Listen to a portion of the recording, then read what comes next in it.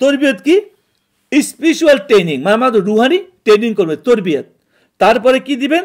তাওয়াজ্জু দিবেন। তাওয়াজ্জু কি? ডাইরেকশন করবেন। তিনিকে অন্যান্য দুনিয়াবি যত রকমের ডাইরেকশন আছে, ডাইরেকশন নির্দেশনা করবেন, মানে বিভিন্ন ভুল নির্দেশনা থেকে, ভুল দেয়া থেকে আপনাকে কেবলামুখী করবে। আসল কেবলা, আসল নির্দেশনার দিকে নিয়ে যাবে।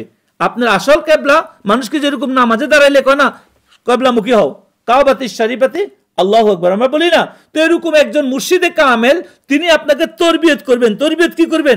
স্পিরিচুয়াল পথে। একটু আগে বললাম না কিভাবে আপনি আজকার পড়বেন, কিভাবে আপনি মুজাহিদা করবেন, কিভাবে আপনি নীরব থাকবেন, কিভাবে আপনি রিয়াজত করবেন, কিভাবে আপনি খালু অর্জন করবেন, সেই কাজগুলো তিনি আপনাকে প্রোভাইড করবেন।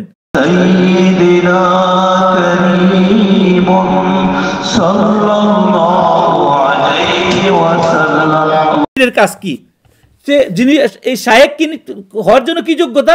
শরীয়তের এলেম দরকার, আর এফ হিসেবে মারিফতের তার মধ্যে রিয়েলাইজেশন স্টেটগুলো পার হওয়া দরকার।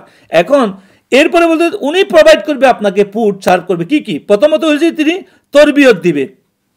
তরবিয়ত কি? স্পিরিচুয়াল ট্রেনিং, মানে আমাদের রুহানি ট্রেনিং করবে তরবিয়ত। তারপরে কি দিবেন? তাওয়াজ্জু দিবেন, ডাইরেকশন করবেন। তিনিকে অন্যান্য দুনিয়াবি যত রকমের ডাইরেকশন আছে, ডাইরেকশন নির্দেশনা করবেন, মানে বিভিন্ন ভুল নির্দেশনা থেকে, ভুল দেয়া থেকে আপনাকে কেবলামুখী করবে। আসল কেবলা, আসল নির্দেশনার দিকে নিয়ে যাবে। আপনার আসল কেবলা মানুষকে যেরকম নামাজে দাঁড়াইলে কয় না কেবলামুখী হও, কাবাতি শরীফাতে আল্লাহু আকবার আমরা বলি না, তো এরকম একজন মুর্শিদে কামেল তিনি আপনাকে তরবিয়ত করবেন। তরবিয়ত কি করবেন?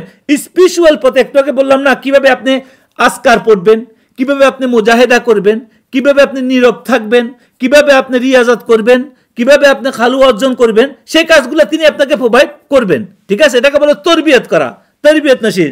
আর দ্বিতীয় নম্বর হলো তিনি তাওয়াজ্জু দিবেন আপনার দিকে, আপনার সাথে তাওয়াজ্জু দিয়ে আপনার ভিতরে যে এদিকে নজর, এদিকে সেজদা, এদিকে কেবলা, এদিকে পথ, এদিকে দক্ষিণ পূর্ব, মসজিদে দাঁড়াইলে, নামাজে দাঁড়াইলে আপনার একবার মন যাইগো কাজে, একবার যাইগো বাড়ির কাছে, এক যাইগো আমেরিকা, এক যাই ইউরোপ, যখন যেদিকে যায় ওই দিক থেকে ঘুরাইয়া আল্লাহমুখী করার তার হলো তাওয়াজ্জুর কাজ। সেটা কি? দ্বিতীয় কাজ। আর তৃতীয় হলো মুহাসাবা, অ্যাকাউন্টেবিলিটি। সে আপনাকে কি করবে? হিসাব নিকাশ করাবে আপনি প্রতিদিন কি আমল করতেছেন। মুহাসাবা মানে কি?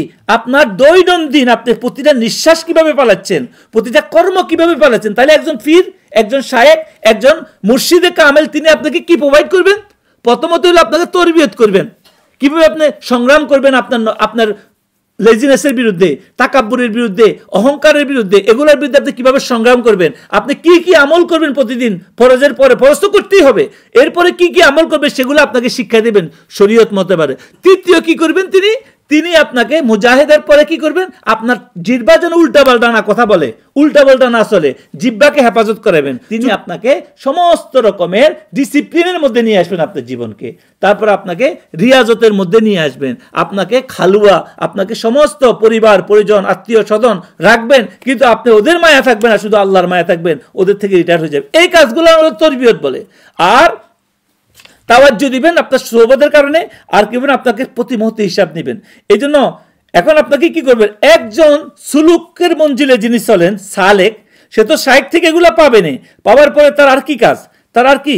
সে তার শায়েকের এই যোগ্য শায়েককে খুঁজে পাওয়ার পরে সে যখন এই তরবিয়ত চলবে, এটার পরে তার আরো অনেক কাজ আছে। পুরা জীবন তাকে যতক্ষণ দুনিয়ার জিন্দেগিতে আছে, যতক্ষণ সে আছে, সম্পূর্ণরূপে তাকে দুনিয়ার সাথে চলার জন্য এই যে দুনিয়ার ফেরেব, এই যে দুনিয়া যত রকমের এক এক সময় এক এক রকমের দুনিয়াবি ফেরেব মানে কি? এক রকমের এক এক সিস্টেম দাঁড়াবে, মিক্সিং। এটা থেকে বাঁচার জন্য তাকে কোরআন এবং হাদিসের এলেমের সাথে তাকে সর্বক্ষণিক সম্পর্ক রাখতে হবে। এই জাহিরি যেই বিস্তার রাসূলুল্লাহ সাল্লাল্লাহু আলাইহি ওয়াসাল্লামের মধ্যে আসছে, সাহাবাদের মাধ্যমে আসছে, ইমামদের মধ্যে আসছে, সে আধ্যাত্মিকতাকে মজবুত রাখার জন্য এই এলেম তাকে দরকার। তারা কি করতে হবে? ফিকার উপরে তাকে যথেষ্ট পড়াশোনা করতে হবে, হাদিসের উপরে পড়াশোনা করতে হবে, তাফসিরের উপরে পড়াশোনা করতে হবে, ওই বুজুর্গ আকীদার উপর তারা জানতে হবে। এটা ইজ নট অপশনাল বলছে, এটা কি ভাইটাল, এটা কি ভাইটাল, খুবই জরুরি। এটা কি জরুরি বিষয়, এটা নট অপশনাল। এটা অনেক আজকাল দরবারগুলা থেকে কি হয়েছে, এটাকে আজকে হাদিস পড়া, কোরআন পড়া, ফিকহ পড়া, এটাকে আজকে উঠাই দিছে, আজকে শুধু মারে পতলে পড়ে রয়েছে। এই জন্য এই বুজুর্গ বলতেছে একজন সালেক যিনি সুলুকের পথে চলবেন, একজন শায়েখে কামেল পাওয়ার পরেও তাকে কি করতে হবে? তাকে ফিকহ, তাফসির, হাদিস আকীদার বিষয়, তাকে পড়াশোনা বন্ধ করা যাবে না, কারণ তাহলে তার সুলুকের পথে ভুল করবে।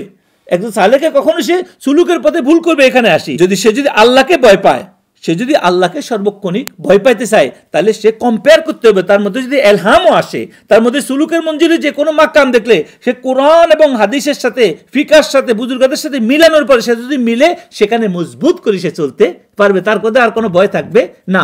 আর যখন সে হাদিস কোরআনের সাথে মিলবে না, কিন্তু তার সে অন্য কিছু আসতে পারে, তো তখন সেখানে সে বিভ্রান্ত হইতে পারে, পথহারা হইতে পারে।